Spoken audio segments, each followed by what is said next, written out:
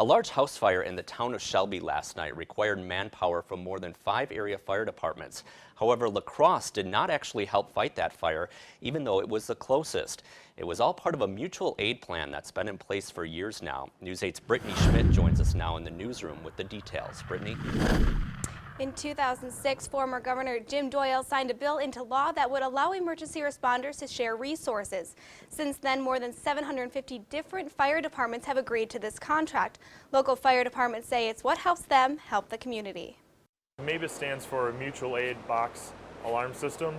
What it is a way for fire departments on large incidents to call apparatus from different areas to assist with the fire. Town of Shelby Assistant Fire Chief Tony Holinka says they wouldn't have been able to contain this house fire on the 2200 block of Hennefo Road so quickly without help from other departments. It does definitely help in manpower, the ability to work a large structure fire like we had last night and be able to extinguish it fairly quickly. MABUS is an agreement between municipalities that allows them to share resources. Lieutenant Wayne Nagy with the Onalaska Fire Department says the MABUS system is pre-planned. Ends up on a card system that we use, and you predefine everything ahead of time.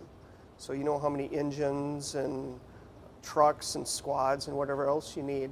Last night, the Shelby Fire Department called a Box 1 alarm, which means certain agencies respond. While La Crosse wasn't actually called in to help fight the fire, they did cover calls for Shelby. It was nice to know that we had City of La Crosse back at the station covering our calls, and they did respond to a medical call while they were here. However, the agreement is not set in stone. What we do is we meet every once in a while and we talk about what resources we think we would use.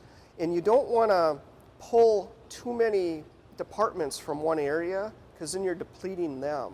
It's an agreement that works well and allows emergency responders to help each other. And the idea is that, we help Shelby, they'll help us someday.